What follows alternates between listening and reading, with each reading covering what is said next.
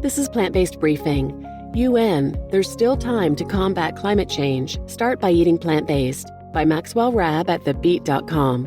And I'm Marian Erickson, host of this curated content plant-based podcast, where I get permission and narrate articles on a variety of topics related to plant-based, compassionate, and eco-friendly living in about 10 minutes or less every weekday.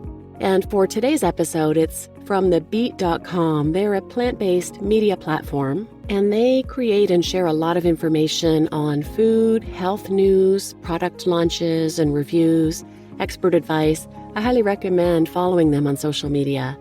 So now let's get to today's plant-based briefing. UN, there's still time to combat climate change. Start by eating plant-based. By Maxwell Rabb at thebeet.com. To protect the planet from environmental disasters linked to climate change, governments and citizens must commit to 3 major steps: eating plant-based, using less carbon energy, and removing CO2 from the atmosphere. All 3 of these measures will drastically reduce the greenhouse gases being released into the atmosphere and stop the planet from heating up at a dangerous rate of 0.3 degrees Fahrenheit every decade. The United Nations Intergovernmental Panel on Climate Change, IPCC, just released the 3rd installment of its major climate change report following the code red warning it released last August. The report states that the world must also slash methane emissions by 33% by 2030 to slow climate change. But one main difference was perceived in this installment. While the situation is dire, the report holds out hope that there is still time to act. If the situation is hopeless, critics of climate change reporting have noted, then people throw up their hands and give up. If you give them productive, doable, effective steps, then they are incentivized to take action. The UN report appears to internalize that message. There is still time to save our planet, and the most effective thing an individual can do is shift toward eating plant-based. It is one of the easiest and most effective ways to lower our carbon footprint. Greenhouse gas emissions are at the highest in history. The UN's 6th assessment report explains that from 2010 to 2019, global greenhouse gas emissions reached the highest levels in human history. The report specifically focused on the rise of methane, noting that this greenhouse gas is 80 times more potent than CO2, which heats the atmosphere more slowly. The researchers claim that to minimize methane emissions, countries and people must work to reduce reliance on animal agriculture, alongside efforts to lower fossil fuel production. While the report details the urgency required to stop climate change, the researchers also emphasize that there is still time to combat the alarming trend. Efforts to reduce greenhouse gas emissions have already started to positively impact what scientists are measuring, the report points out. Climate change mitigation efforts, such as the proliferation of solar and wind power, have already helped decrease greenhouse gas levels, but more improvement is needed. Actions that reduce climate change are working. You can see the first signs that the actions that people are taking are beginning to make a difference, IPCC Working Group 3 co-chair Jim Ski said. The big message we've got is that human activities got us into this problem, and human agency can actually get us out of it again. The IPCC report concluded that the greenhouse gas emissions must reach their peak before 2025, which in scientific terms is a minute from now, and be reduced by at least 43% by 2030 to save the planet from a runaway cycle of heating, since once the polar ice caps melt, the oceans will rise and our atmosphere will be irrevocably changed forever. Currently, the Earth's temperature will keep rising toward the critical 1.5 degrees Celsius benchmark that puts us in a no-turning-back position, where the climate will produce more fires, floods, storms, and rising sea levels that will make life on this planet unrecognizable, and our food systems unsustainable. The panel warns that climate change and global temperatures will only stabilize when the planet reaches net zero carbon emissions. To remain below the tipping point of global warming, net zero must be reached by the 2050s. The report also shows that if net zero cannot be reached until the 2070s, that global temperatures will reach 2.0 degrees Celsius. Eating plant-based is one part of the solution. This new report builds upon the IPCC's August report, which claimed that humans were unequivocally responsible for climate change.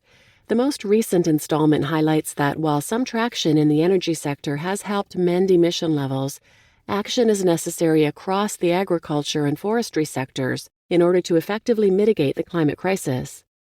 But there is no doubt that humans can still properly stop climate change. We are at a crossroads. The decisions we make now can secure a livable future. We have the tools and know-how required to limit warming, IPCC Chair Ho-Sung Lee said in a statement.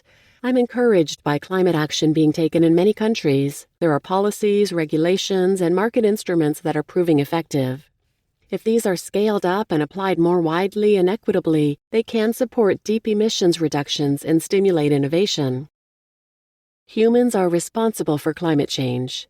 The IPCC report serves as a warning for people across the planet, but more importantly, the panel of researchers aims to pinpoint the major sources of the greenhouse gases and guide policies to better alleviate the dangers. The UN Secretary-General Antonio Guterres explained that the world is on track to double the 1.5 degrees Celsius limit stipulated by the Paris Accord as the tipping point from which there is no return. Guterres emphasized that some government and business leaders are saying one thing but doing another. There are 24 countries that grew their economies while reducing their greenhouse gas emissions, something to use as a blueprint for other nations seeking to do the same. This report details how the majority of methane and carbon emissions can be directly attributed to animal agriculture, echoing another report linked here that claims that animal agriculture is actually responsible for 87% of food-related emissions. The IPCC also shows how carbon dioxide emissions from factories, cities, vehicles, and farms have increased exponentially in the 2010s, outweighing the benefits from power plant switching to natural gas from coal and using more renewable sources such as wind and solar. Beyond animal agriculture and general manufacturing, the report also cites that the richest people and wealthiest countries are directly tied to global warming. The report states that the richest 10% of households take responsibility for a third to nearly half of all greenhouse gas emissions, whereas the poorest 50% only produce 15% of emissions. Plant-based eating can help solve the climate crisis. Even though the UN's urgent warnings may stir panic, the IPCC team stresses that there is a solution to the rise of greenhouse gases. In particular, the new IPCC report asserts that by improving plant-based technologies and promoting sustainable eating, people and governments can significantly help undercut the worsening climate crisis.